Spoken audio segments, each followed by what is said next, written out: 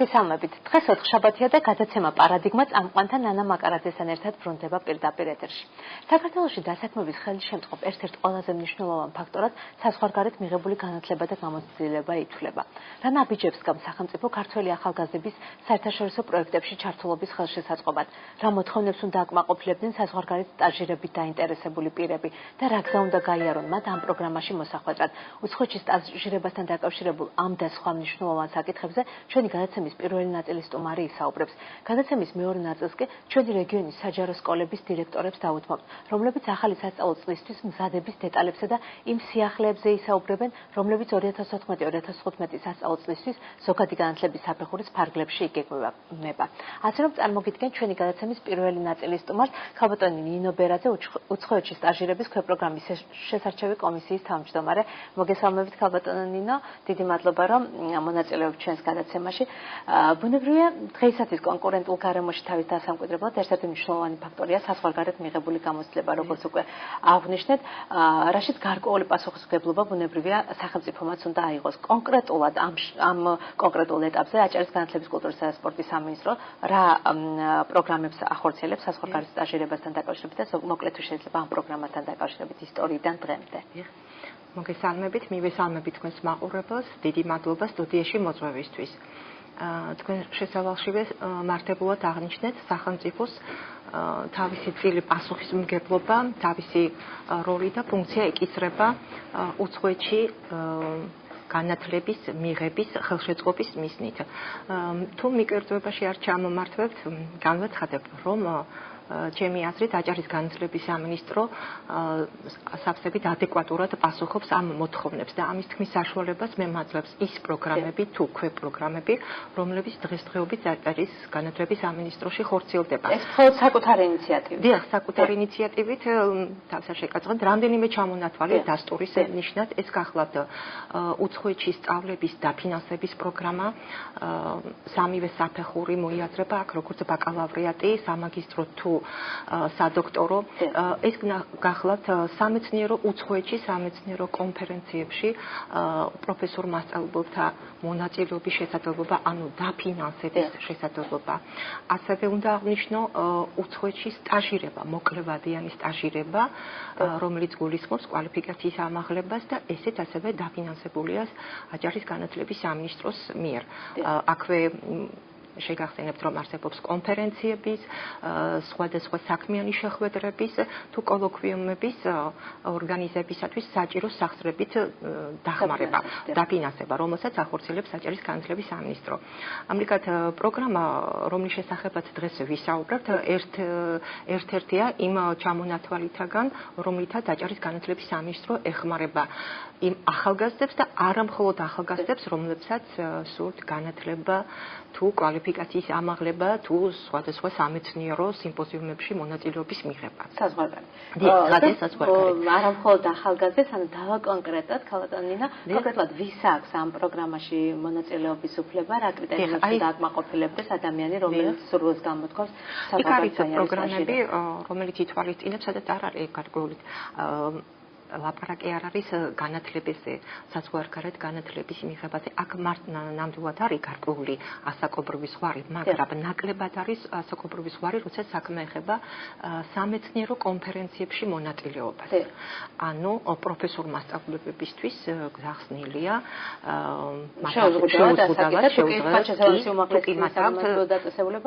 შესაბამისი მოწვევა და ისინი მიემგზავრებიან როგორც მოხსენებლები.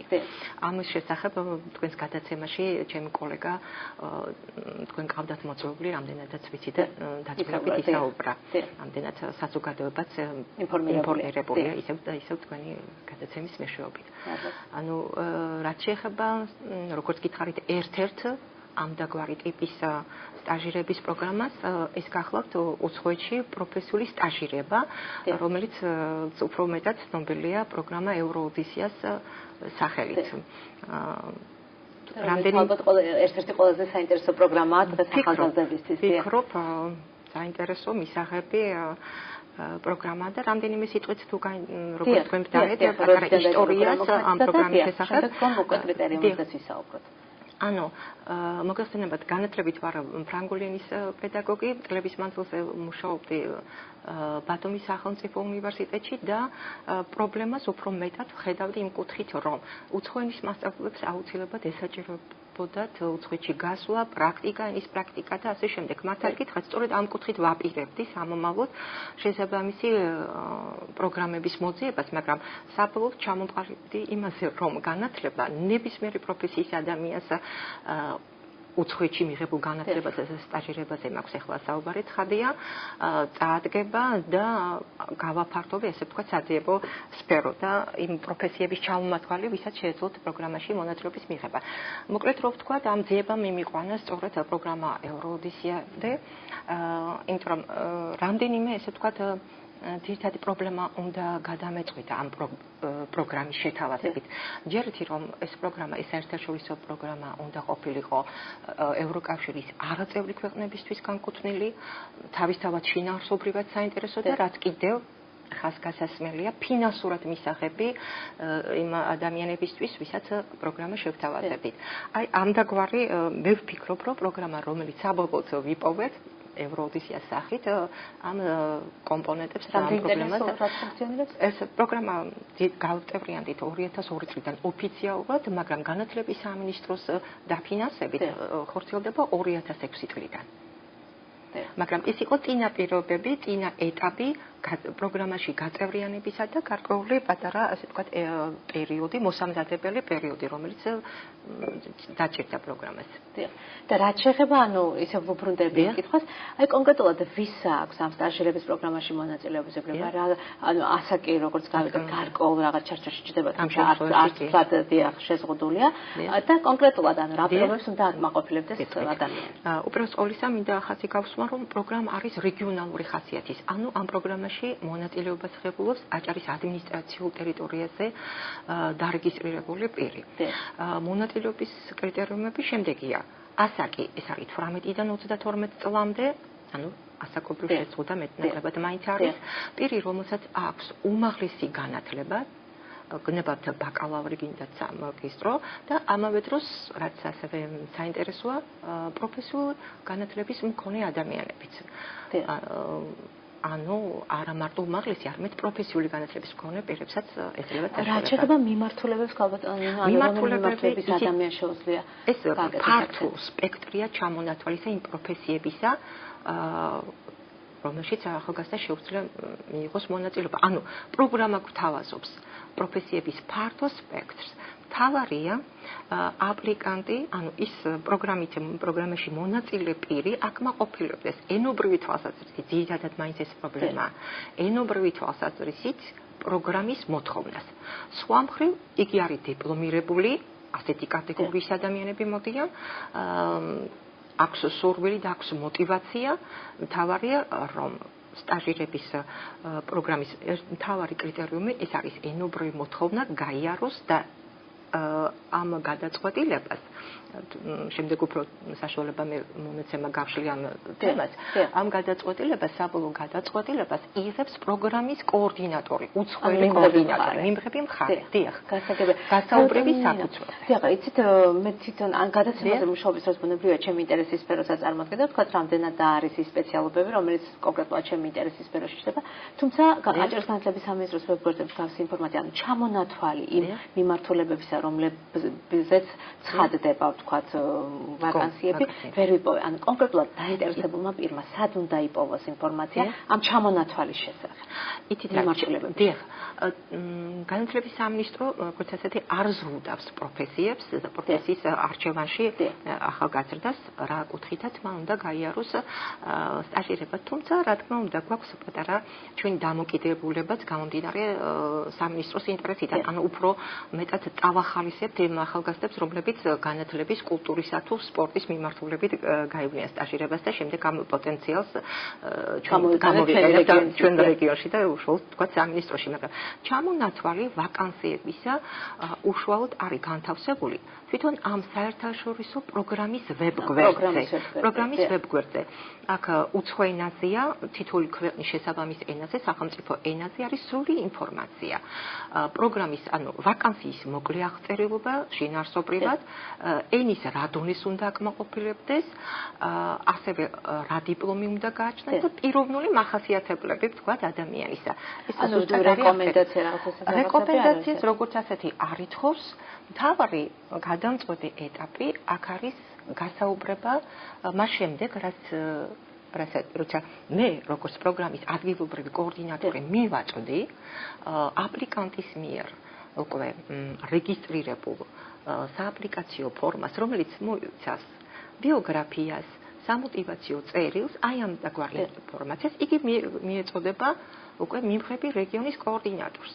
და კოორდინატორი უკვე სატელეფონო გასაუბრების საფუძველზე და ამ გასაუბრების დროს მოწმდება აპლიკანტის ენის დონე, мотивация, ღებულობს გადაწყვეტილებას. ანუ კიდევ ერთხელ ხაზს გავუსვამ, რომ საბოლოო გადაწყვეტილების მიმღები არის ისევ და ისევ მიმღები რეგიონის კოორდინატორი. და ქაბატონო, ადგილობრივ დონეზე თუ ტარდება ვთქვათ გასაუბრება ან პროცედურა. ადგილობრივ დონეზე აი ხო პატარა ცვლილება გვაქვს რეგისტრაციასთან მიმდინარე პერიოდში. აქამდე შერჩება ხდებოდა ჩემს მიერ, ანუ მე ვაკეთებდი შერჩევას, წარმოდგენილი დოკუმენტაციისა და პირადი გასაუბრების საფუძველზე. ახლა გადავწყვეტეთ სამინისტროში, გადაწყდა, რომ ეს მოხდება კომისიური წესით, ამის წინა წლების გამოცდილება გვაქვს, სამგაციანი კომისია.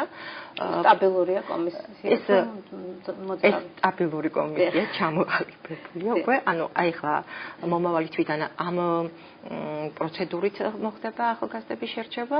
ძირითადად მაინც მინდა ჩვენი მაყურებელი დავარწმუნო, რომ ეს არის ძალიან კეთილმოსურნე ადამიანებისგან შემდგარი კომისია, რომლის მთავარი ამოცანა არის სწორი მიმართულება მისცეს ახალგაზრდას და დაეხმაროს ბავშვად სამომავლოდ ვაკანსიის სწორად შერჩევაში და დარწმუნებაში, რომ ის შეძლებს თუ ვერ შეძლებს ამა თუ იმ პოზიციაზე თქვა დიახ, ქაბატონო, ადგილობრივ დონეზე თუ ხდება მაგალითად თუ არის თქმა, ანუ უარყოფა კანდიდატურის. დიახ, ადგილობრივ დონეზე ეს არის არა მხოლოდ სარეკომენდაციო ხასიათის, არამედ არის რაღაც გარკვეული შესარჩევი ეტაპი, ხო? იმას, რასაც მე აქამდე ვაკეთებდი. ანუ რომ წარმოვიდგინოთ წლის მანძილზე პირობითად თუ კი მოდიოდა გასაუბრებაზე საბუთების შემოსატანად 300 ახალგაზრდა თქვა.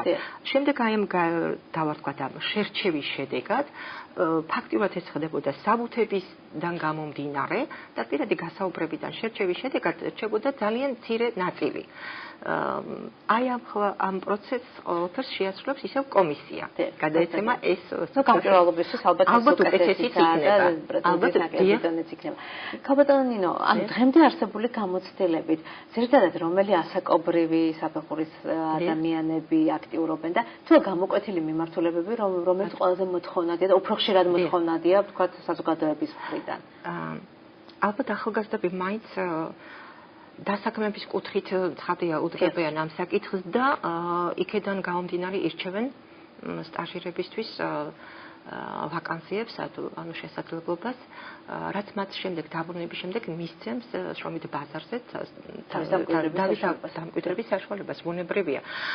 წინა წლებიდან გამომდინარე, ეს რაც ჩვენ გვაქვს სტატისტიკა, ძალიან დიდი იყო მოთხოვნა ძირითადად სასტუმროს განხრით და ტურიზმის განხრით სტაჟირების გავლის მსურველების რაოდენობა გაცილებით მეტი იყო. და ეს ალბათ აიხსნება ამას თავისი ახსნაც აქვს. თუმცა ძალიან მიხარია, რომ ამ ბოლო წლებში უკვე გაჩნდა მოთხოვნა ისეთ პროფესიებზე, როგორიც არის საერთაშორისო ეკონომიკური ურთიერთობა, საერთაშორისო ურთიერთობა, არქიტექტურის განხრით, მარკეტინგი და ჩვენ ყავს უკვე ერთი ახალგაზრდა, რომელიც იყო სტაჟირებით და დაბრუნდა უკვე და დღეს იგი დასაქმებულია და აქტიურებს თავის მოღვაწეობას. ძალიან საინტერესოდ მარკეტინგული კვლევები აი თავიჩინა უკვე წამოვიდა მოთხოვნა ამ დაგვარ სპეციალობაზე და ეს მე ძალიან მახარებს, იმიტომ რომ გამრავალფროვნდა ნამდვილად. და რაც შეიძლება თქვენ შეკითხვას ასაკობრივის ძირითადად ეს არის ახალგაზრდები, რომლებმაც უკვე საბაკალავრო დიპლომი მიიღეს, ბაკალავრის ხარისხით და უკვე არიან ესეთი არჩევანის წინაშე სამუშაო მოძებნონ, დასაქმდნენ თუ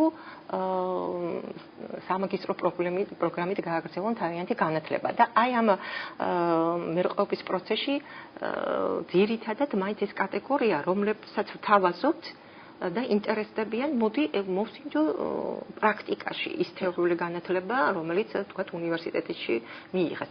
ანუ 22, 23, 25 წლამდე ეს კატეგორია ძირითადად. ქალბატონო, რა შეიძლება პირობებს, რომელშიც უწევთ უკვე სტაჟირებაში გაგზავნებულ ადამიანებს ყოფნა, უცხოეთში უკვე წასულ ადამიანებს ყოფნა, დაფინანსება, თქვათ, იქაური პირობები, ვინ აგებს ამაზე პასუხს, თუ ხდება, თქვათ, რამე ეტაპზე მონიტორინგი და ზოგადად რა ფინანსდება, ანუ ყველა იმ ხარჯთან, რაც თავიდან ვახსენე, რომ ფინანსური საკითხი ერთ-ერთი უმნიშვნელოვანესია, როდესაც პროგრამას თავაზობ ახალგაზრდებს. პროგრამის ფარგლებში მიმღები რეგიონი აფინანსებს ახალგაზრდის მიღებას, რომელშიც შედის დავიწყოთ იმით, რომ ერთთვიანი ენის კურსები, რომელიც სრულიად უფასოა სტაჟიორისთვის, ეს არის ინტენსიური ენის კურსი, რაც არ ნიშნავს თავიდან ენის შესწავლას, არამედ მას აქვს საბაზისო ცოდნა და შემდეგ ხდება ამ ცოდნის გამტკიცება. ამ ერთთვიანი კურსის შემდეგ იგი უკვე გადადის ახალგაზრდა თავის სტაჟირების ადგილას და სტაჟირებისთვის მთელი პერიოდის მანძილზე იგი ყოველთვიურად ღებულობს 700-დან 800 ევრომდე სტიპენდიას. ეს რაოდენობა იცვლება რეგიონიდან გამომდინარე. ამ სტიპენდიიდან და არ დამავიწყდა საქმე, რომ 950 ლარით აჭარის განათლების სამინისტრო ერთჯერადი დახმარების სახით ეხმარება ასევე სტაჟიორს. ამ თანხიდან განსხვავებით იმისა, თქვა, აქედან რა პერიოდით მიდის, ანუ 3 თვიდან არ აქვს ამას მნიშვნელობა, არ აქვს მნიშვნელობა. იმიტომ რომ ეს თანხა არის განკუთვნილი ვიზისთვის, სტაჟიორისთვის, ვიზის დაზღვევისა და თუნდაც ნახევარი გზის ანაზღაურებისთვის. ასეა გათვლილი 950 ლარი. ამ სტიპენდიით, რომელსაც ადგილზე ღებულობს უკვე საბანკო ანგარიში ერითხებათ ეს თანხა, ისინი იხდიან ბინის თანხას, კვება და შიდა მგზავრობის. ეს თანხა ისეა გაწერილი, რომ სავსებით საკმარისია სტუდენტური ცხოვრებისთვის.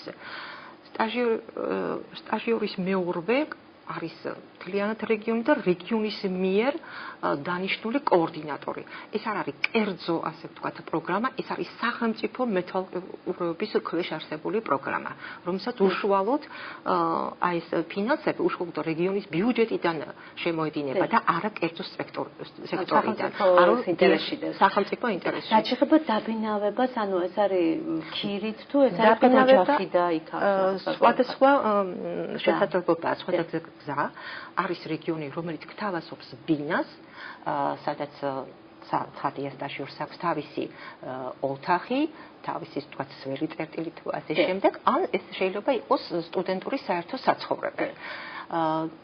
ეს ინფორმაცია ცხადია სტაჟიორს წინასწარ აქვს გაწერილი ოფიციალურად არჩევანის საშუალება. დიახ, რა თქმა უნდა, არის ამის საშუალებაც, მაგრამ ეს ისევ რეგიონს გააჩნია. არის რეგიონი, რომელიც შეიძლება მისცეს. წინასწარვე, ცხადია, წინასწარ. სად გირჩევნია ოჯახში იცხოვრო თუ სტუდენტურ საერთო საცხოვრებელში. ქალბატონო, ანუ თუ ყოფილა, თქვათ, ქართველი ახალგაზრდების მხრიდან პრეტენზიები დაბრუნებული ახალგაზრდების მხრიდან და ძირითადად რას ეხება ეს პრეტენზიები? ანუ რაღაც რაიმის გამოსწორებას თუ ითხოვენ? იცით, ალბათ პრეტენზიას ამას ვერ დავარქმევ, ეს არის ცოტა ევროპული ცხოვრების წესთან ადაპტაცია და პრობლემა, უფრო მართებული ხარ, კარგად დამეხმარეთ, ის რომ მაგალითად ქართველს შეუძლია ყოველგვარი წინასწარი შეთანხმების გარეშე მივიდეს კოორდინატორთან, ისე რომ მას ამის შესახებ არანაირი ინფორმაცია არ აქვს და რაც მიუღებელია და ამ დროს თუ კი ის დრო ვერ დაუწყო კოორდინატორმა შეიძლება პატარა პრეტენზია გაჩნდეს ქართულის მხრიდან. სხვა მხრივ ჯერჯერობით არანაირი სხვა ხასიათის პრეტენზიები არ მომისმენია. უბრალოდ პრეტენზია შემდეგ უჩნდებათ, რომ რატომ არ შეიძლება ხელმეორედ მეორეჯერ ამ პროგრამაში მონაწილეობა. აი ამდაგვარი პრეტენზიები კი მესმის. ეს უკვე ანუ პრეტენზია ხო ეს არის სურვილი. ქალბატონო ნინო, რაც შეეხება შედეგებს, თქვენ ანუ გარკვეულწილად შეეხეთ, ანუ ან აგრძელებს სამაგისტრო პროგრამაზე, ან საქმდება და ზოგადად შემთხვევაში საქმდებიანო და ან თვითონ იწყებენ რაღაც კერძო საქმიანობას. ზოგადად და მთელი ამ პერიოდის განმავლობაში, ანუ 2006 წლიდან დღემდე არ არის მცირე პერიოდი იმისთვის, რომ თუნდაც გაევლო ყველა ის ეტაპი, რასაც თქვა შეგუება, დამკვიდრება, თქვა ყველა პრობლემის მოგვარება და ასე შემდეგ ქვია. დღეს რა შედეგი მივიღეთ და აი თუ რამდენად თქვათ მომგებიანია ქართველი ახალგაზრდა გარდა იმისა რომ საზღვარგარეთ მიღებული გამოცდილება ნებისმიერ შემთხვევაში გამოსადეგია აი დღევანდელი აი რაღაცნაირი სტატისტიკის თვალსაზრისით თუ შეგვიძლია ვილაპარაკოთ დღემდე არსებული მდგომარეობა. რა თქმა უნდა, ჩვენი ამ პროგრამის არსიც იმაშია, რომ თვალყური მივადევნოთ შემდეგ, რამდენად შეძლო ახალგაზრდამ დაბრუნების შემდეგ თავის დამკვიდრება, დასაქმებადო, ასე შემდეგ და ეს ჩვენთვის სტატისტიკა ძალიან მნიშვნელოვანია. სტატისტიკურად თუ ვილაპარაკებთ, სტაჟიორთა 80% დაბრუნების შემდეგ არის დასაქმებული, ანუ ეს ამაში იგულისხმება ის ახალგაზრდების, რომელსაც, მაგრამ მცირედია წვრილი ახალგაზრდებისა, რომლებიც მუშაობდნენ და თავის სამუშაო ადგილს დაუბრუნდნენ. ძირითადად ეს იყვნენ ისეთები, რომლებსაც სამუშაო არ გააჩნდათ აქ და დაბრუნების შემდეგ იპოვეს სამუშაო. იმ 20%, იმიტომ რომ იცით, მე ყოველწლიურად ვანახლებ ხოლმე ამ ჩემს ბაზას აუცილებლად, ეს ჩვენ გვჭირდება სამინისტროში და მე პირადად რომ დარწმუნებული ვიყო, რას ვაკეთებ და რამდენად სწორი გზით მივდივარ და ის დარჩენილი 20%-ს ასე დაყოფდი. 10% მაინც კვლავ ძიებაშია სამწუხაროდ სამუშაოს და ის 10% ის ახალგაზრდები არიან, რომლებისთვისაც ეს პროგრამა გახდა კიდევ ერთი ეტაპი იმისა, რომ სწავლა გაეგრძელებინათ უცხოეთში. ანუ დაენახათ და სწავლა უკვე სამაგისტრო პროგრამებით უშუალოდ უცხოეთში გაეგრძელებინათ. თქვენ პირადად გაქვთ ანუ სისტემატური კონტაქტი ამ ეს რა შემიძლია გითხრათ, რომ ევროზის ერთი დიდი ოჯახია. ჩვენ ყველა ერთმანეთს ვიცნობთ.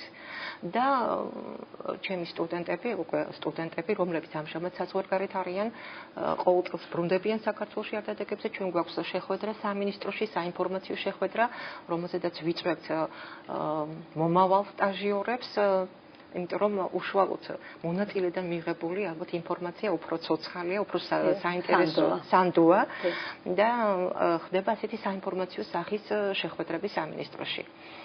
ესეც უახლოს მომავალში იგეგმება, იმიტომ რომ სწორედ ზაფხულის პერიოდია და არაერთი ჩემი სტაჟიორი ამჟამად იმყოფება ბათუმში. ძალიან კარგი და ჩემი ბოლო შეკითხვა, ანუ სტაჟირების პროგრამის ფარგლებში უკან აქეთ თუ ჩამოდიან უცხოელი ახალგაზრდები. და აი კონკრეტულად ვინ გთავაზობთ, თქვათ რომელი ან კომპანიები, ან ორგანიზაციები, ანუ ვის მხრიდან ხდება სტაჟიორების მოწვევა. ეხლა ეს და როგორ რა პროცედურაა? პროგრამა არის გაცვლის პრინციპზე დამყარებული, ოღონდ ჩვენ ცოტა მაინც შეღავათები გვაქვს, თუ ჩვენ რაოდენობრივად უფრო მეც ვაგზავნით, ამის უფლება გვაქვს და უფრო ნაკლებს ვღებულობთ. ძირითადი მოთხოვნა ეს არის სახელმწიფო უნივერსიტეტიდან, ბათუმის სახელმწიფო უნივერსიტეტიდან და განათლების ფონდიდან. ანუ აქაც იგივე პრინციპი მოქმედებს, როცა ჩვენ ვიწვევთ, აჭარის რეგიონი აფინანსებს და ცხადია, ეს გაღებული თანხა სწორად უნდა იყოს, ასე ვთქვათ, დაბანდებული და მოწვეული სტაჟიორის კვალიფიკაციაც უნდა გამოვიყენოთ შესაბამისად.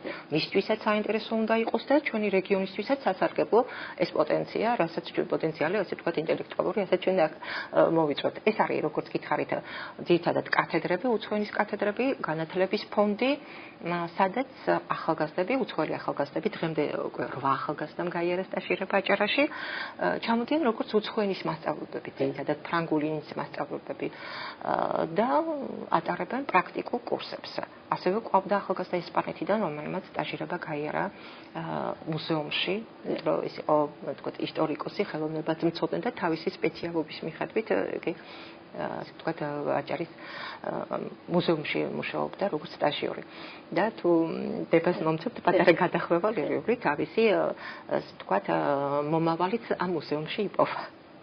საცოლეც ამ მუზეუმში იპოვა. ასე რომ ამ ხრივად აქ არის გარკვეული ტიპის შეზღუდვა რაოდენობრივი, ანუ თქვენ ახსენეთ, რომ იმდენს ვეღებულობთ, ანუ ეს კონკურსით ხდება თუ ანუ ისინი აგზავნიან უკვე ამ შემთხვევაში ჩემი კოორდინატორები, ანუ ამ პროგრამის მონაწილე რეგიონის კოორდინატორები, ისინი მიგზავნიან, იგივე გზით ხდება. ადგილზე ისინი არჩევენ, მაგრამ მე როგორც უკვე აჭარის რეგიონის კოორდინატორი, მათთან სატელეფონო გასაუბრებით უკვე ვადგენ ვამოწმებთ მათ мотивაციას და უკვე ვღებულობთ სამინისტროსთან ერთად გადაწყვეტილებას ამა თუ იმ სტაჟიორის მიმართ.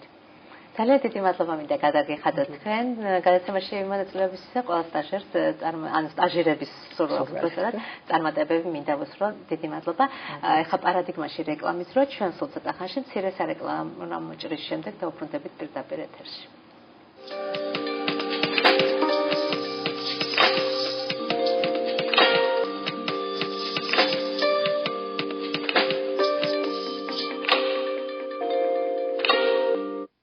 ბრუნდებით პირდაპირ ეთერში და წარმოგიდგენთ გადაცემის მეორე ნაწილის სტუმრებს ქალბატონი ნინო მოდებაძე, ბათუმის მე-15 საჯარო სკოლის დირექტორი და ქალბატონი ნარგიზ ჩინჭარაძე, ქობულეთის მე-5 საჯარო სკოლის დირექტორი. მოგესალმებით, დიდი მადლობა რომ მონაწილეობთ ჩვენს გადაცემაში. ახალი სასწავლო წლის დაწყებამდე არც ისე ბევრი დრო დარჩა, უკვე სკოლებს უდგას ის ეტაპი, რომ ახორციელებდნენ მოსამზადებელ სამუშაოებს. როგორ მიმდინარეობს თქვენ სკოლებში ახალი სასწავლო წლისთვის მზადება და კონკრეტულად რა სიახლეებს უნდა ელოდნენ თქვენი მოსწავლეები, თანამშრომლები და მოსწავლეთა მშობლები ახალი 2015 სასწავლო წლისთვის. ქალბატონი ნინო თქვენი დაწყოთ.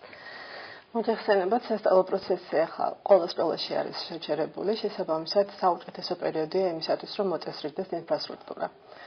ანუ სარემონტო სამუშაოები ტარდება საკლასო ოთახებში, დერეფნებში, სპორტულ დარბაზებში, წესრიგდება სველი წერტილები, ბუფეტი. და უკვე ახალ სასწავლო წელს აბსოლუტურად უსაფრთხო და ჯანსაღი გარემო იქნება მოსწავლეებისათვის. ასევე სიახლე იქნება ძალიან მალე ის, რომ სახელმძღვანელოებით მომარაგება მოხდება სკოლების. და ვიცით, რომ პირველკლასელების სახელმძღვანელოები შედარებით მსუბუქ ფურცელზე დაიბეჭდება. გავრცელებული ინფორმაცია. იმედია. ასევე ცვლილებები შევიდა ეროვნულ სასწავლო ჯგუფში, რაც სასკოლო სასწავლო ჯგუფში შეიტანს დარკვეულ ცვლილებებს. ჩვენ ამ ცვლილებებზე დეტალურად კიდევ ვისაუბროთ, ქალბატონ ნარგიზ, ანუ რა ხდება ქობულეთის მუნიციპალიტეტში? ალბათ ყველა სკოლაში იდენტური სიტუაცია. ვემზადებით ახალი სასწავლო წლისთვის, ვაწესრიგებთ ინფრასტრუქტურას, ბიუჯეტის შესაბამისად ვის როგორც შეგვიძლია, სურვილი გვაქვს უკეთესი, რომ სკოლა ალბათ ერთ რეჟიმში ბუნებრივია ვერ იმუშავებს. საჭიროებებიდან გამომდინარე საჭიროებებიდან პრიორიტეტებს ვირჩევთ, რომელიც არის აუცილებელი, თუმცა სურვილი გვაქვს უკეთესად დავახვედროთ მოსწავლებს სასკოლო გარემო, მაგრამ შესაძლებლობის დაგვარად ვემზადებით ახალი სასწავლო წლისთვის. ცვლილება, რომელიც შევიდა სასწავლო გეგმაში, აი მასწავლებლების შვებულებაში არიან და დაბრუნების შემდეგ შევეცდებით, რომ მობილიზებულად შეუდგეთ აი ამ სასწავლო გეგმაში განხორციელება. მე ჩემი შემდეგი შეკითხვა ზუსტად ამ ცვლილებებს ეხება, ბუნებრივია საზოგადოებისთვის, ანუ ახალი სასწავლო წლის მოახლოებასთან ერთად უფრო და უფრო აქტუალური ხდება ამ ცვლილებებთან დაკავშირებული ამ სიახლეები უბრალოდ 23 ივლისს, ანუ უკვე გამოქვეყნდა მინისტრის ბრძანება, საქართველოს განათლებისა და მეცნიერების მინისტრის ბრძანება ეროვნულ სასწავლო გეგმაში ცვლილებებთან დაკავშირებით.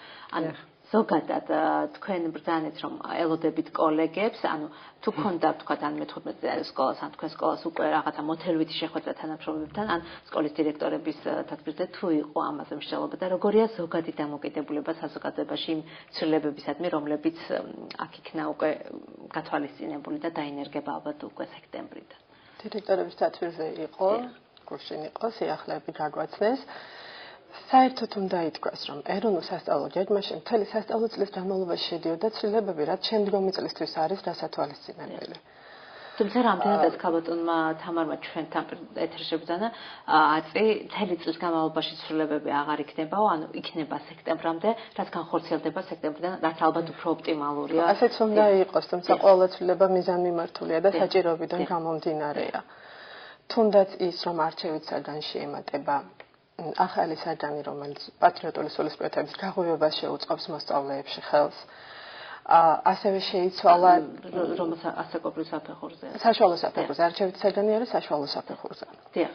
ცვლილება შევიდა ასევე 30%-იანი გაცდენების შემთხვევაში, თუ კი მოსწავლე შემაჯამებელი დავალებით აღადგენს შემაჯამებელ დავალებას, მაშინ მისი არები აღარ ჩაითვლება უკვე 30%. აღარ მიემატება იმ 30%-იან გაცდენებს და ეს მოსწავლეებისათვის სასიხარულო ფაქტია. ასევე შეიცვალა დამრიგებლების ფუნქცია მოვალეობები. კი არ შეიცვალა, უფრო დაიხვეწა და დაკონკრეტდა საფეხურების დამიხედვით, იმიტომ რომ ჩვენ ვიცით, რომ ეროვნულ სასწავლო ჯგუფში საფეხურების მიხედვით გაწერილი არის დარკვეული ამოცანები. დამრიგებლის ფუნქციები უკვე გაიწერა ამ მიმართულებების დამიხედვით, დაწყებით საფეხურზე დამრიგება სხვა ფუნქცია ეკისრება, საბაზოზე სხვა და საშუალოზე სხვა. დაემატა უცხო ენა, საათობრივ ბადეში შევიდა ცვლილება და მეხუთე კლასიდან შევა მეორე უცხო ენა უკვე კლასებში და აქვე მნიშვნელოვანია ისიც, რომ თუ სკოლა საშუალება აქვს, შეუძლია უკვე მე-6 კლასშიც წელს დაამატოს ეს მეორე უცხო ენა. შევიდა, საათობრივ ბადეში არის კიდე რაღაც რიგი სხვა ცვლილებები. კიდე დროული იყო ეს ცვლილება, რაც განხორციელდა და მივესალმებით სასწავლო გეგმაში განხორციელებული ცვლილებას და ჩემთვის ძალიან და ზოგადად ჩვენთვის სასკოლო საზოგადოებისთვის მისაღები და მოსაწონია კონკრეტულად გაწერილი კლასის დამრიგებლის ფუნქციები. კონკრეტულად ჩემ სკოლაში ვთქვათ ეს დამრიგებლის ფუნქციას რაღაც საზოგადოებრივ საწყისებზე ესე კანონის გარეშე ინიციატივის დონეზე ჩვენ ვახორციელებდით, მაგრამ ის რაც წერია კანონში არის საქართველოში მიღებული ნორმა, რომ აუცილებლად უნდა განხორციელდეს. ვთქვათ, გაწერილი როცა არის ეროვნულ სასწავლო გეგმაში. დიახ, აი დამრიგებლის ფუნქციას, რომ დამრიგებელი კლას საათებს როცა ატარებს, ჩვენ ვთხოვდით სადამრიგებლო პროგრამის წარმოდგენას, რომელშიც გაწერილი იყო მიმართულებების მიხედვით და აი ამ ცვლილების შესაბამისად ძალიან მისასალმებელია, რომ მიმართულებები კონკრეტულად არის გაწერილი, ვთქვათ, დიახ, ჩაშლილია პიროვნულ მორალური სხვადასხვა მიმართულებებით, რომელიც ხელს უწყობს ღირსეული მოქალაქის აღზრდას. აი ჩვენ საკითხის შესაბამისად და ჩვენ აი თქვენ რომ ბრძანეთ მოთელვითი სამუშაოები თუ განახორციელებთ, კონკრეტულად ამ მიმართულებით ვიფიქრეთ და განვახორციელეთ ასეთი მოთელვითი სამუშაოები, თუ შეიძლება ასე უწოდოთ, რომ მასწავლებელი მოგეხსენებათ არის ერთი კონკრეტული საგნის სპეციალისტი, არის ქართულის, ან მათემატიკის, ან ინგლისურის და დამრიგებლის ფუნქცია აი ამ მიმართულებით იმდენად ღრმა და ყოველმხრივ ცოდნას მოითხოვს, თქვათ, პიროვნულ და მორალური ორიენტირებზეა. დიახ, გარემოს დაცვითი კულტურის განვითარება, ცხოვრების ჩანსახი წესის პოპულარიზაცია, ცხოვრების თვალსაჩინერის გაზრდა. აი როგორ უნდა მოახერხოს დამრიგებელმა პატრიოტული სულისკვეთების ჩამოყალიბება, მოქალაქეობრივი პატრიოტული ცნობიერების ამაღლება, უსაფრთხოება და ძალადობისაგან თავისუფალი სკოლის პოპულარიზაცია.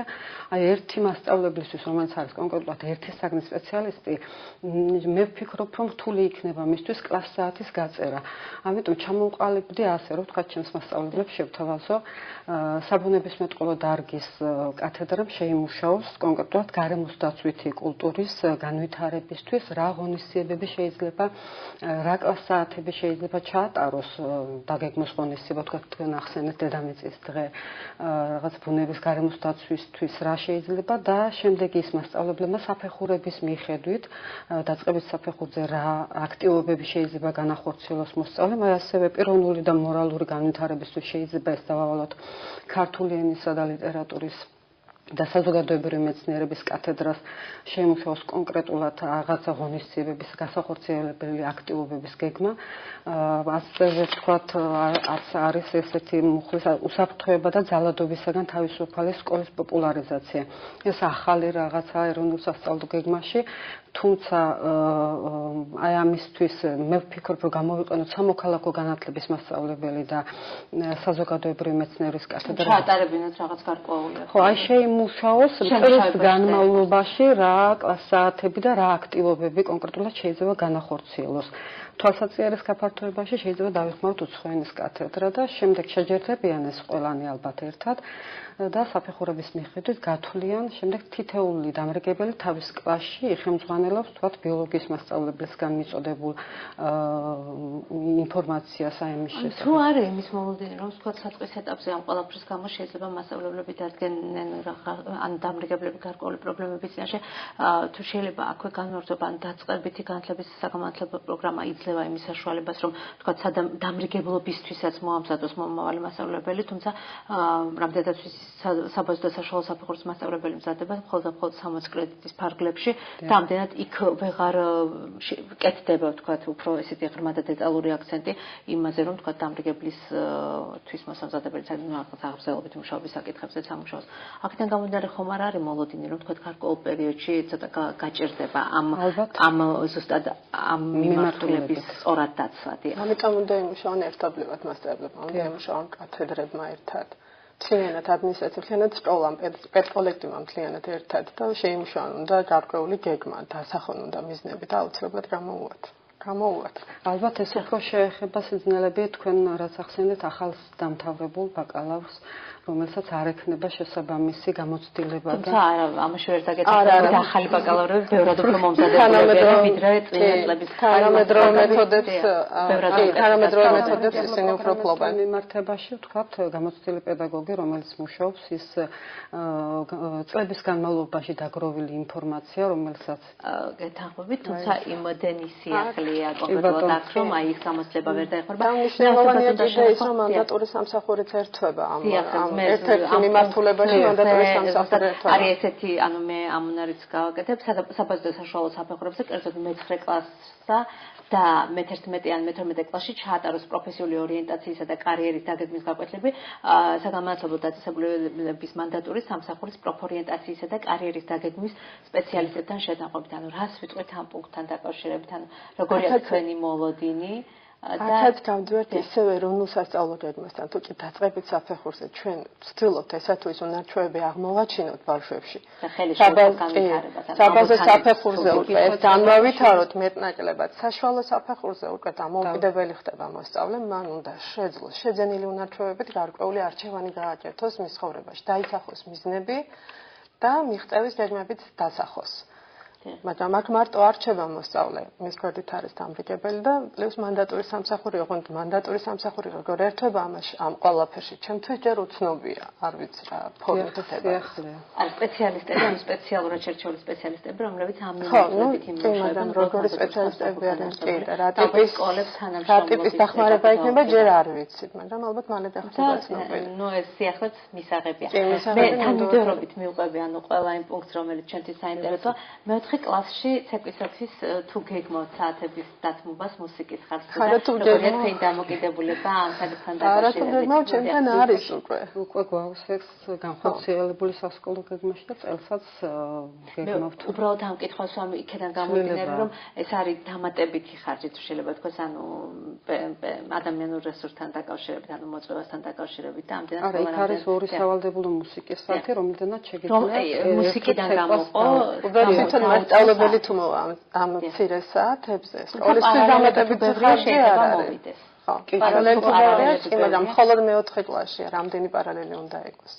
არა, თუ ახლომდებარე სკოლებში ასეთი პრაქტიკა გქონდა, ვთქვათ, ჩვენ ყავს ცეკვა, გქონდა 6 საათი ცეკვის და მინდა ვთქვა, რომ სასკოლო ცხოვრებაში ძალიან მომგებიანი არის ეს ღონისძიებების ჩატარების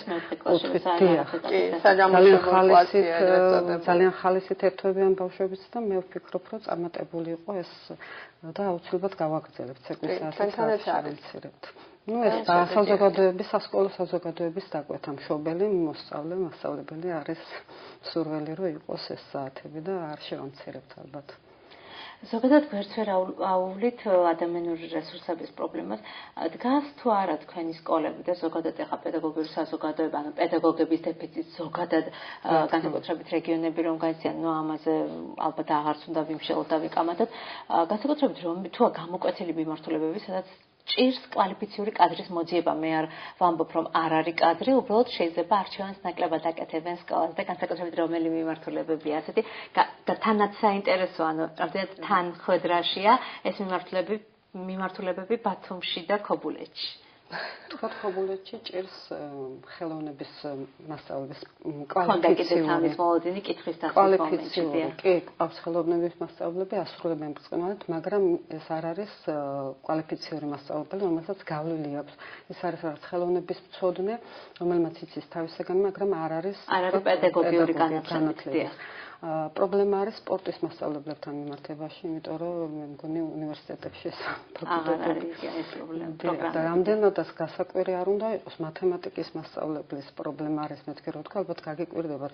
ძლიერი, ზოგადად მათემატიკა, ფიზიკა, ქიმია, საბუნების მეცნიერებები და მათემატიკა. ძლიერი მოსწავლე, რომელიც ყავდან გავუშვით ვიცნობთ ხო, ერთმანეთს რაიონში, თუ არის ძლიერი სპეციალისტი, მათემატიკოსი, სკოლა ნაკლებად საინტერესოა მისთვის, ის უფრო საბანკო სექტორს სხვადასხვა სფეროში საქმდება და ნაკლებად აინტერესებს სკოლა და ეს ალბათ ზოგადად განათლების პრობლემა არის, რომ თანხმედრაში არ არის დაწყებითი ზოგად საგანმანათლებლო და უმაღლესი განათლება, ეს რაღაცა ჯაჭვი ერთიანობაში არ არის და ეს სკოლის დაკვეთა რო იყოს ხელოვნების მასწავლებელი თუ ფაკულტეტი არსებობდეს სპორტის, მე მგონი უკვე არსებობს სპორტის ფაკულტეტი.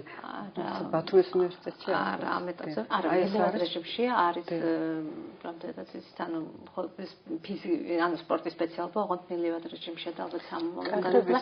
რაც შეეხება ხელოვნებას, ანუ აქ რაღაც გაყოფა ხელოვნების უნივერსიტეტს და უნივერსიტეტს შორის და ნუ აქაც ალბათ უნდა მომზადდეს მასწავლებელი კვალიფიციური კონკრეტულად ამ საგნისთვის და რაც შეეხება ბათუმს.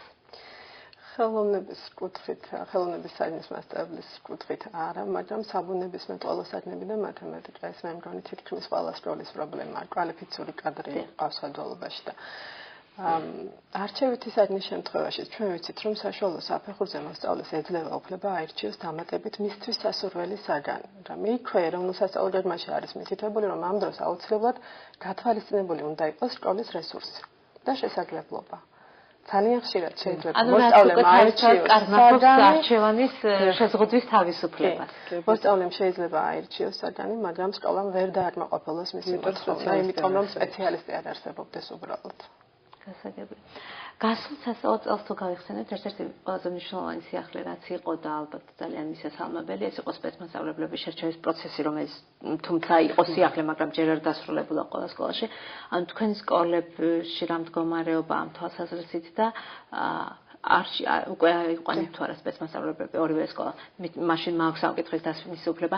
რა მისცა სკოლას სპეცმასწავლებლის შემოყვანამ გარდა იმ მოლოდინისა, რასაც ველოდით, ანუ გამოვლინდა თუ არა ამის შემდეგ სპეციალური საგანმანათლებლო საჭიროების ბავშვების უფრო მეტი რაოდენობა, ვიდრე არის თქვა ოფიციალურად მულტიდისციპლინარული გუნდის მიერ შეფასებული, ან რა საჭიროებები დააყენა თვითონ სპეცმასწავლებლის ფაქტორმა სკოლაში. სპეცმასწავლებელი არის ჩემს სკოლაში და უნდა ვთქვა, რომ ეს ფაქტი თვითონ რომ სპეცმასწავლებლის შტატი შემოიღეს სკოლებში არის ძალიან მნიშვნელოვანი და დროული თუ დაგვიანებული არა. როდესაც საუბრობთ სპეციალური საგანმანათლებლო საჭიროების მქონე მოსწავლეებს, თვითონ სათაურის სიტყვაც გვეუბნება, რომ აქ სპეციალური მიდგომებია საჭირო და რა თქმა უნდა სპეცმასწავლებლის ყოფნა სკოლაში არის აუცილებელი, იმიტომ რომ ამ ბავშვებთან, ამ ტიპის მოსწავლეებთან აუცილებელია ინდივიდუალური მიდგომები და ინდივიდუალური მუშაობა თვითონ ბავშვებთან და მოსწავლეებთან.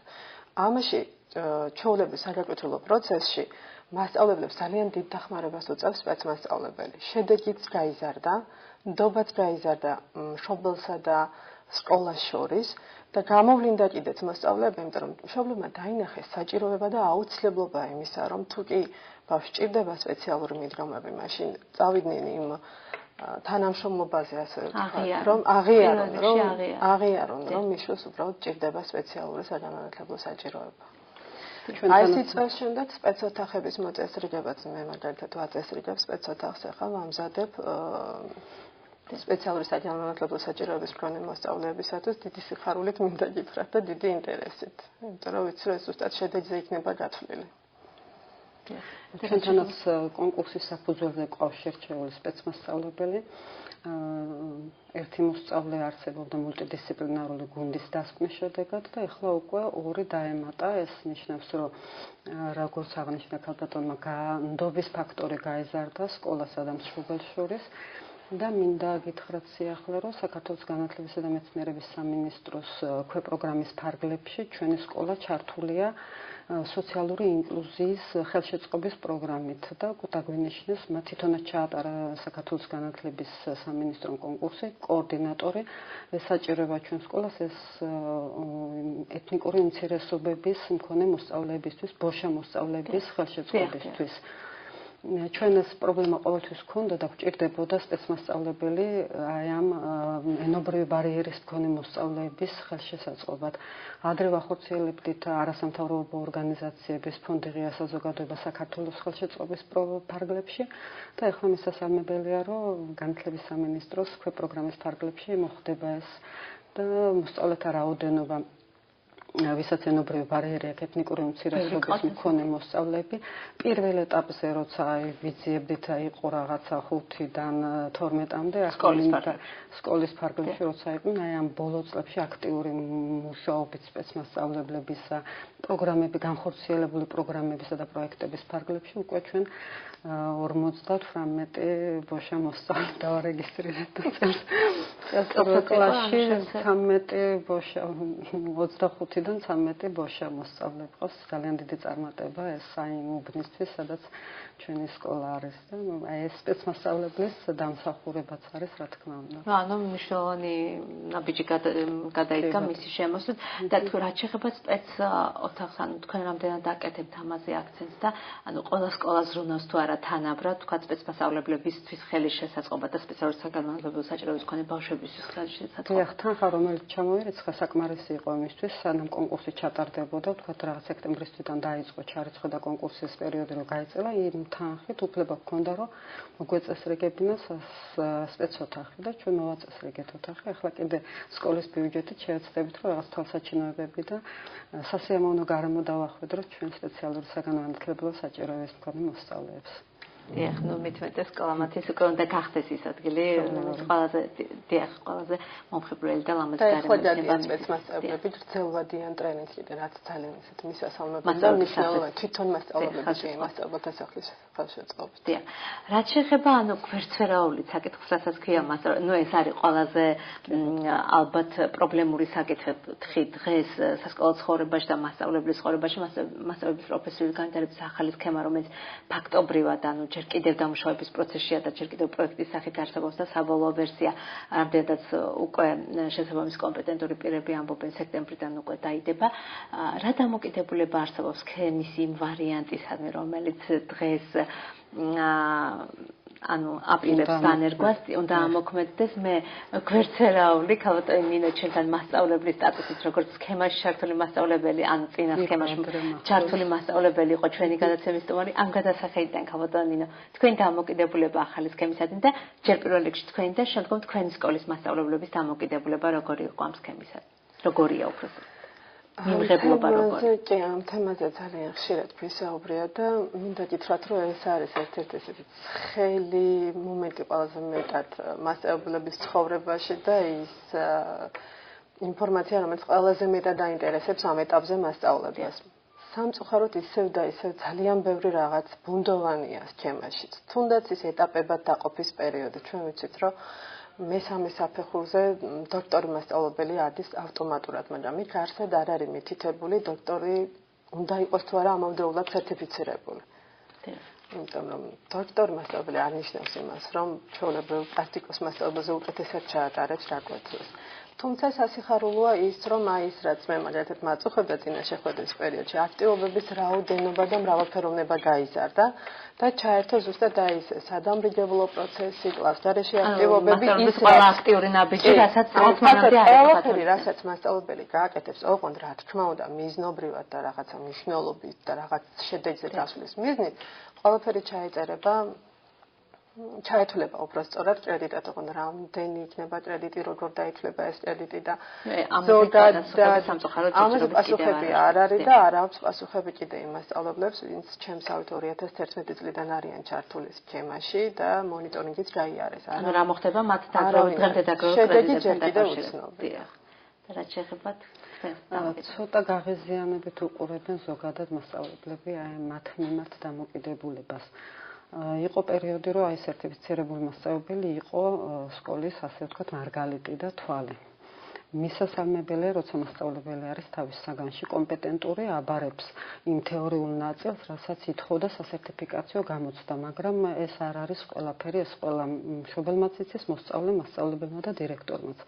მასწავლებელი ალბათ უფრო მეტად გაკვეთილზე ჩანს და იქ იცნობა, როგორ აწვდის თავის ცოდნას მოსწავლეებს და რა შედეგზე არის ორიენტირებული. აი ამ სქემის მიხედვით, ჩემი შეხედულებით და ჩემი მასწავლებლების მიხედვით უფრო გამარტივებულია და ხელშეწყობილია მასწავლებლებისთვის, რომ წარმოაჩინონ ის უნარები და დაფასდეს ზოგადად მათი შრომა, მაგრამ ვეთანხმები, რომ საფეხურიდან საფეხურზე გადასვლა არის ბუნდოვანი მნიშვნელოვანი შეფასების კრიტერიუმები. დიახ. შეფასების კრიტერიუმები ალბათ დაიხვეწება ეს პროცესი. ცნობილია რომ შეაფასებს სკოლა და მონიტორინგის ჯგუფი რაღაცი არსებობს ალბათ სამინისტროსთან შეთანხმებით.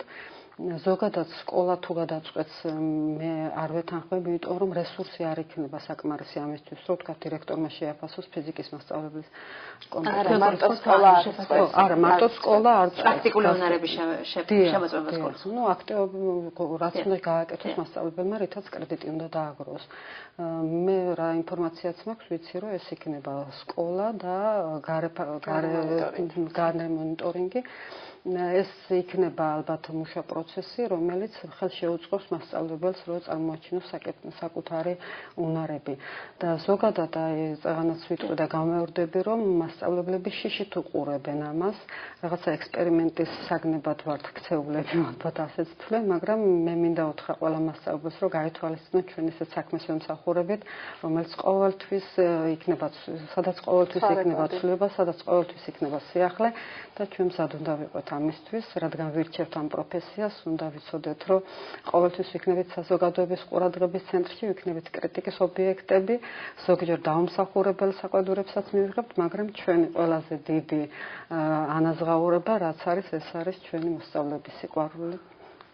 თუმცა ანაზღაურებაზეც არის საუბარი და არის ისეთი ვარაუდიც, რომ ანაზღაურებებს შორის იქნება მკვეთრი სხვაობა.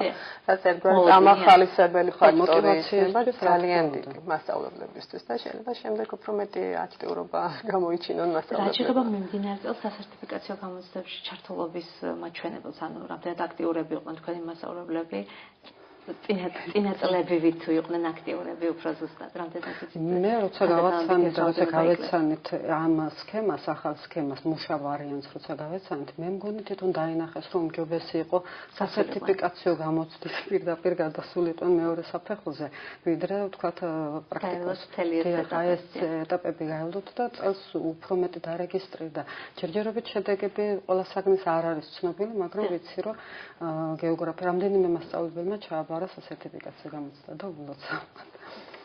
ჩემ შემთხვევაში ძირითადად იმ მასწავლებლებმა გადაწყვეტეს რამოცის ჩაბარება, ვისაც ერთი საგანი მაინც უკვე ქონდა ჩაბარებული. პროფესიული. ანუ დაესრულებინა ბოლომდე მიიღო. მეტი შანსი ვისაც ქონდა იმის, რომ აიღო სერტიფიკატი. ნუ არა, ქონდათ თქვათ ერთი საგანი, მეორე სერტიფიკატიც აქვს მასწავლებას და მეორე სერტიფიკაციოზეც გადიოდა რაღაც ეს ჟინივით და უკვე საკუთარ ძალებს სტუმრები და ჩემ ბოლო შეკითხვა ძალიან მოკლედ, ანუ გვერდსფერაულით თქვენ ემზადებით უკვე სამეურვეო საბჭოს არჩევნების დირექტორების არჩევას გულისხმობ, როგორია მოსამზადებელი სამუშაოები და ზოგადად რა დამოკიდება, ანუ რა მოლოდინი გაქვთ თქვენ და როგორია დამოკიდებულება თვითონ სასკოლო საზოგადოებაში, ანუ სამეურვეო საბჭოს მხრიდან რა ხდება თქვენი მისამართით? აქვე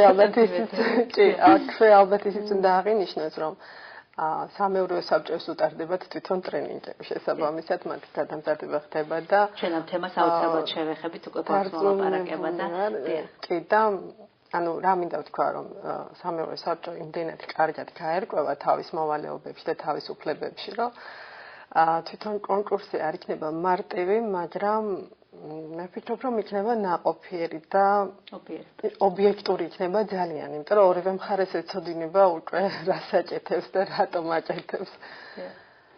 ნახოთ. დიახ, მოლოდინი მაქვს ძალიან კარგი ჯერჯერობით. დიდი ხანი მუშაობ აი ამ სკოლაში, სადაც ვაპირებ, რომ კენჭი ვიყარო. ვცდილობდი, რომ მაქსიმუმი გამეკეთებინა და ალბათ დაფასდება ეს იმით, რომ სამეურვეო საბჭო არჩევანს ჩემზე შეარჩერებს. წარმატებებს გისურვებ. ძალიან დიდი მადლობა მინდა გადაგიხადოთ გადაცემაში მონაწილეობის. ეს მართლა ძალიან რთული ეტაპია, ერთ-ერთი პრობლემური რგოლია ზოგადად დირექტორის საბოლოო სკოლაში დასამკვიდრებლად და არაერთი შემთხვევა ყოფილა სამეურვეო საბჭოს მხრიდან. ნუ ეს ბუნებრივია, როგორც წესი ეს უნდა იყოს, ოღონდ მიმღებლობა ან მიუღებლობა უნდა იყოს ობიექტური და გამჭვირვალე. საბჭოს უკვე ეცოდინება რა მიმართულებით უნდა იყოს ჯეზირის უფლება აქ და ის მოვალეობაც აქვს. ბევრად ობიექტური იქნება მისი გადაწყვეტილებაც. წარმატებები სამეურვეო საბჭოს ესეთგან ძალიან დიდი მადლობა მინდა გადაგიხადოთ გადაცემაში მონაწილეობისთვისაც კიდევ ერთხელ წარმატებები მინდა გისურვოთ ნახვამდის. ყოველი ახალი ინიციატივა გარკვეული ეტაპების გავლის შემდეგ კრიტიკას უძლებს და დროთა განმავლობაში სისტემაში მკვიდრდება როგორც მისი ორგანული ნაწილი. განათლების სფერო რეგულირებადია და მისი ასეთი დინამიური ხასიათიც ბუნებრივია ამითაა განპირობებული. ერთადერთი რაც განათლების პოლიტიკის დამგეგმავი ყველა რგოლის მიერ უნდა იქნეს გათვალისწინებული ისაა, რომ სისტემატური ცვლილება ხშირად დამანგრეველ გავლენას ახდენს სისტემაზე და შედეგით შესაბამისი დგება. დღეს მე ამით გემშვიდობებით და წარმატებულ სამუშაო დღეებს გისურვებთ. ჩვენ ისევ 4 შაბათს 19 საათზე დავბრუნდებით პირდაპირ ეთერში. ნახვამდის.